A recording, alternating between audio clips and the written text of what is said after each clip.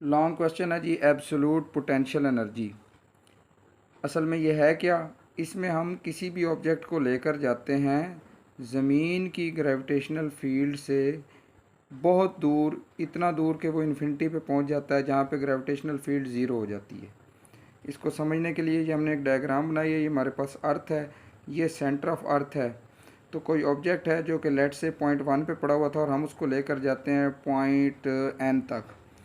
कभी ये point N जो है ये इन्फिनिटी पर भी हो सकता है। इन्फिनिटी पे होने का मतलब है कि ज़मीन की ग्रेविटेशनल फील्ड उस पर इफ़ेक्ट नहीं करेगी। ये इसका फार्मूला है।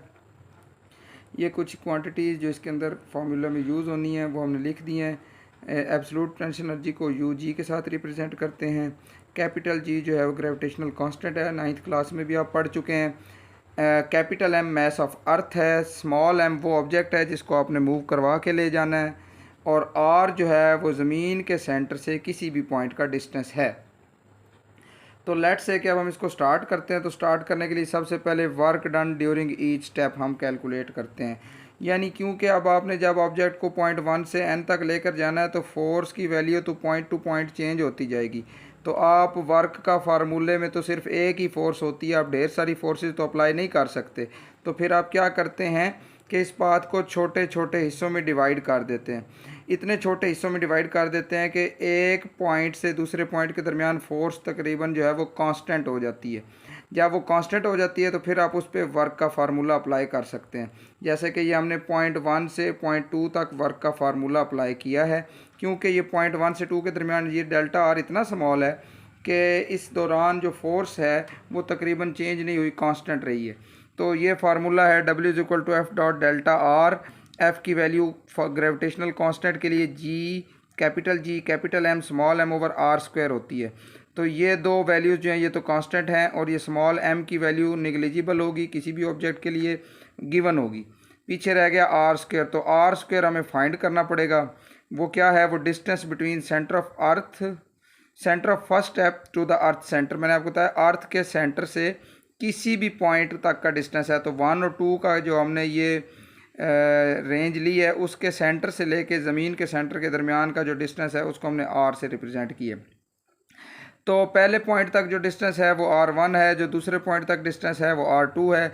तो दो पॉइंट्स के दरमियान जब भी मिड पॉइंट लेना होता है तो दो पॉइंट्स के डिस्टेंस को ऐड करते हैं और उसको 2 पे डिवाइड कर देते हैं तो उनका मिड पॉइंट आ जाता है। यहाँ पर मिड पॉइंट R है। और आप ये भी जानते हैं कि बड़ा डिस्टेंस R2 है और छोटा डिस्टेंस R1 है। तो जब बड़े वाले डिस्टेंस में से छोटे वाले डिस्टेंस को माइनस करेंगे तो ये बाकी का डिफरेंस हमारे पास डेल्टा आर आ जाएगा। ये वो डेल्टा आर लिख दिया, बड़े डिस्टेंस में से छोटा माइनस किया तो डेल्टा आर आ गया।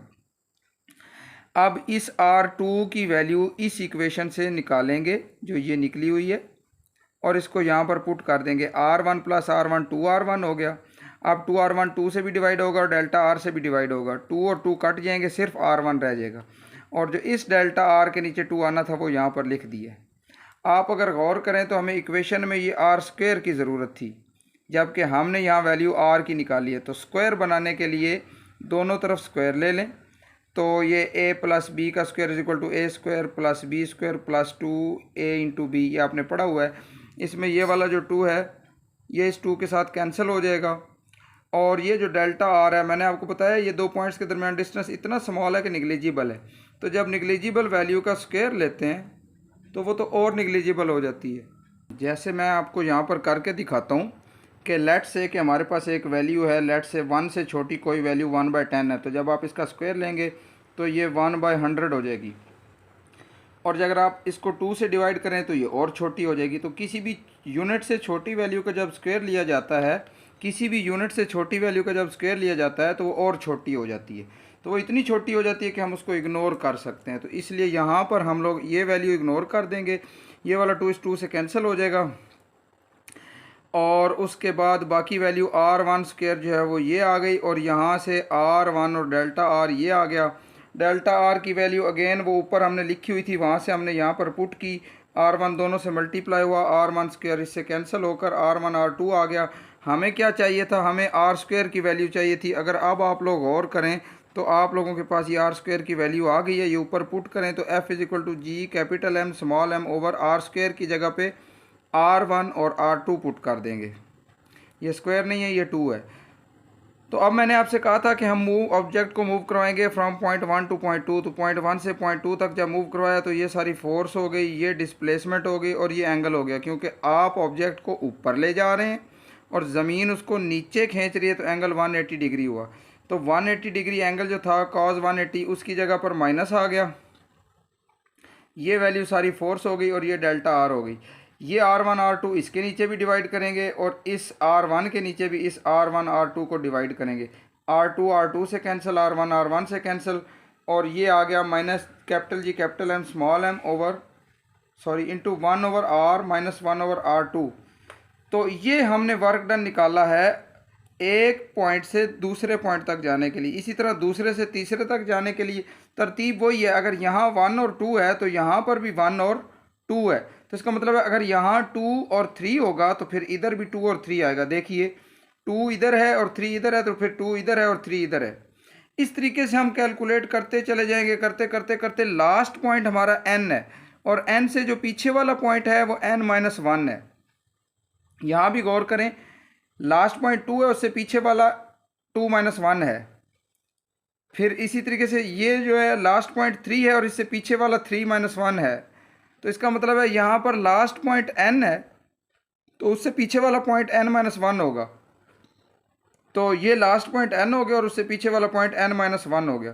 तो जो वैल्यू इधर होती है वही इधर आती है और जो लास्ट वाली है वो इधर आती है। ऊपर भी आप देखें, इधर वाली वैल्यू इधर और लास्ट वाली इधर आ गई। ये वर्क डन हमने सारे के सारे कैलकुलेट कर लिए। अब इन तमाम वर्क्स को हम ऐड करेंगे टोटल वर्क को कैलकुलेट करने के लिए। तो हम लोगों ने टोटल वर्क जो है वो कैलकुलेट कर लिया हुआ है, वो हम लोग यहाँ पर देख लेते हैं उसको। आप लोग यहाँ पर देखिए कि ये मैंने सारे वर्क्स लिख दिए हैं 1 से 2 तक, फिर 2 से 3 तक, सो ऑन, और जो आखिरी था वो था n-1 से n तक। इन तमाम के तमाम में minus capital G capital M और स्मॉल m जो है ये कॉमन आ रहा था, और 1 से 2 तक जाने वाली वैल्यू ये थी, 2 से 3 वाली ये 3, और सो ऑन, ये सारी हमने एक ब्रैकेट में लिख कर जो बाहर वैल्यू कॉमन आ रही थी उसको कॉमन लिख दिया। अब आप गौर करें तो ब्रैकेट के बाहर प्लस है, तो प्लस वाली वैल्यू से पीछे वाली वैल्यू से कट जाएगी। इसी तरीके से इस प्लस के बाद जो ब्रैकेट होगी उसकी वैल्यू इससे पीछे वाली से कट जाएगी, और ये लास्ट ब्रैकेट में जो प्लस वाली वैल्यू है वो इससे पीछे वाली से कट जाएगी। कहने का मतलब है ये सारी वैल्यूज़ कट जाएंगी, सिर्फ पहली वैल्यू रह जाएगी बाकी और आखिरी वैल्यू रह जाएगी बाकी। तो पहली वैल्यू को भी लिख दें और आखिरी वैल्यू को भी लिख दें, तो ये हमारे पास एक रिज़ल्ट आ गया। अब ज़रूरी नहीं है कि n जो है वो इन्फिनिटी पे ना हो, बाज़ दफ़ा n इन्फिनिटी पे भी होता है। तो जहाँ पर n लिखा हुआ है उसकी जगह पर इन्फिनिटी पुट करें, और 1 ओवर इन्फिनिटी 0 होता है, तो सिर्फ R1 बच गया। इस R1 को इसके नीचे लिख देते हैं। तो ये तो हमने R1 और 2 तब लिख रहे थे जब पॉइंट्स के नाम थे R1 R2, हमने पॉइंट्स को डिफरेंट नेम्स दिए हुए थे।